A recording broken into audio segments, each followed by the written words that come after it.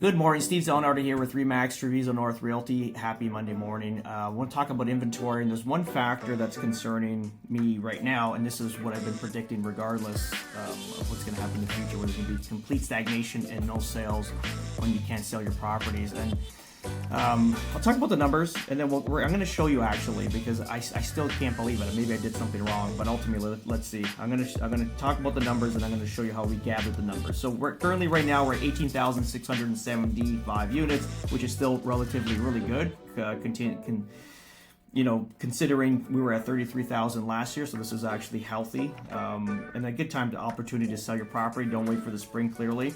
And again, that's up around 600 to 700 units since last week, so no big concern there with the gathering of listings. But what concerns me is the amount of sales that happened in the last 7 days. We had only 415 sales versus our average between 7 to 9 to 1,000 units. Even in the terrible markets of last year, we're still like 700 to 1,000 units sold, 1,200 units sold per week. This week we had 415 units sold. And what's the excuse? There's really no event. There wasn't out of the holidays. Holidays have passed 2 to 3 weeks. So this is going to be the new market. And I just want to go into,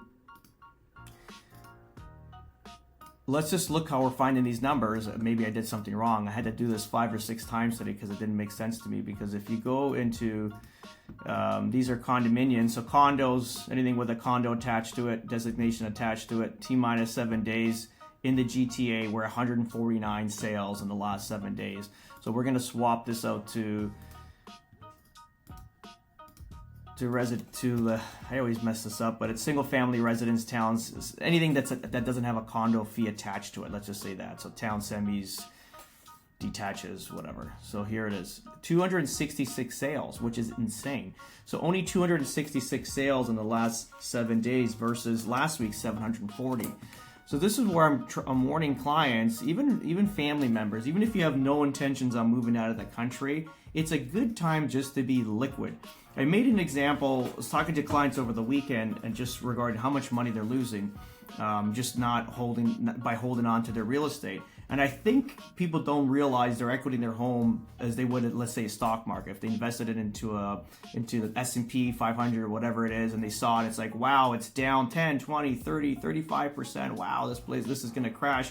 We better sell, at least take as much money out of this as possible because it doesn't look like it's coming back. You need to look at your home equity the same way, in the same urgency, because ultimately it is your hard-earned equity earned over the years. You've paid into a mortgage, you paid interest, you've paid maintenance fees, all this continuous payment going on. And then at the same time, there's a reward because there's equity being earned. You really don't pay the mortgage down too much with even at lower rates because it's 30-year mortgage or whatever. So ultimately, you're always banking on that equity for your retirement, you cash out and this whole thing. But if you look at all that equity just being dwindled down and no one's really panicked about it, it frightens me to think that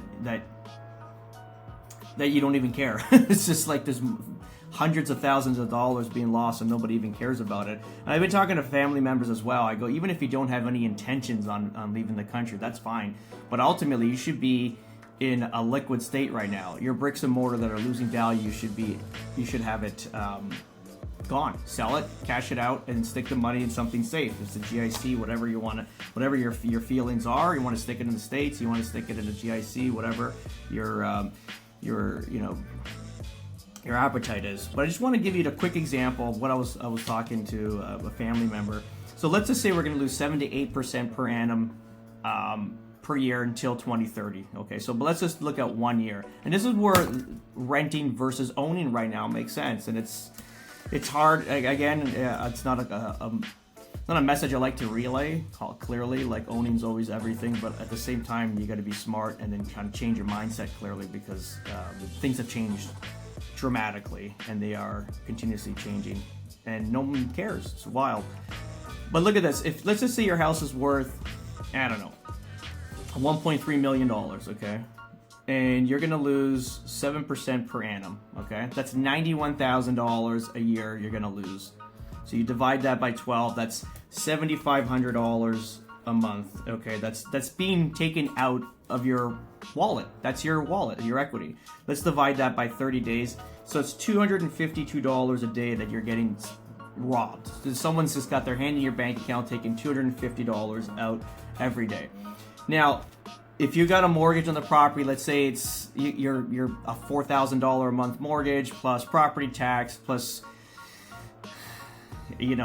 utilities and maintenance. Let's say it costs you about $6,000 a month. Okay, so $6,000 a month plus the $7,500.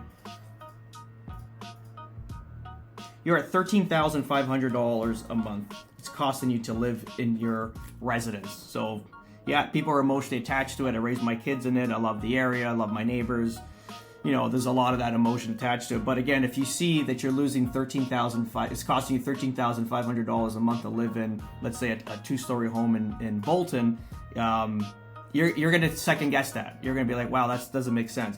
Now so $13,500 a month to live, let's say in a two-story, $1.3 million house in Bolton, and let's say you rent it in Bolton. So you can probably rent that same house between $3,500, I think that's actually aggressive, $3,500 a month, and you're going to need tenant insurance, which is probably like $1,000. So let's say it's $1,200 for easy numbers.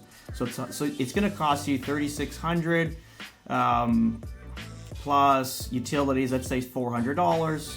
You're like at, let's say $4,500 all in. So let's say $4,500 all in if you had whatever.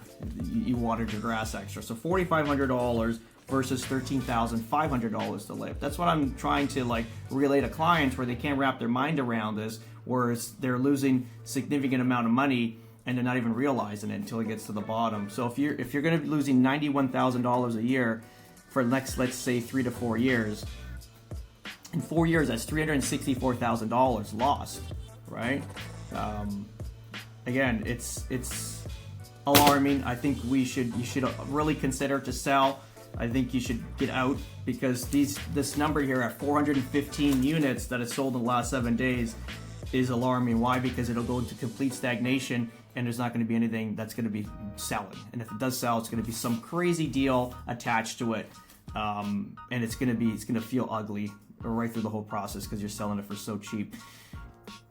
Just look at Europe. You got to look at Europe. You got to look at not even so far as Europe. You just look at Quebec and Montreal. What happened to them in the 70s when they wanted to separate from Canada? All the big banks have moved out of Montreal, moved down to Toronto, created the Toronto Financial District. That market was decimated forever. Up to 2017 when I went down there to start looking for investments, because our market was crashing here and we wanted to put money there, maybe do some flips. And I'm looking, I had access to their Montreal real estate board, and literally the appreciation in 10 years was 3%, 5%, 7%. It was absolutely nothing. It was, we're talking compared to what Toronto did. Toronto, we almost tripled and quadrupled the numbers that we bought the houses for. So 400% returns we were getting versus their 6 to 7% in 10 years. I mean, I was talking to one guy who's trying to sell me I think a 10-unit multiplex, and it's it appreciated 1.8%. I was laughing. I go, this is a scam. But just to kind of tell you, this has happened, it will happen, and it's happening. How do you save yourself? You sell and you rent. That's it. And if you plan on leaving the country, at least you have your money liquid and you're ready to go. But that is the message for today, folks. Have a good one.